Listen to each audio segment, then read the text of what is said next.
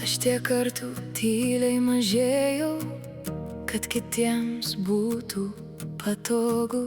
Dalinau save po trupinį, kol pamiršau, kas aš esu. Slėpiau savo tikrąjį balsą, bijojau pasakyti ne. Vis stengiausi būti tokia, kokia norėjo mane matyti kiti. Bet vieną dieną veidrodyje pamačiau ne skausmą, pamačiau save. Aš daugiau nemažinsiu savęs, kad tapčiau kieno nors pasaulyje.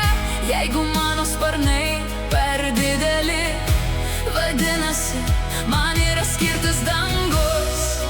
Nebeslėpsiu savo šviesos, nebebijosiu būti savimi. Aš visą laiką buvau pakankama ir pagaliau aš tai supratau.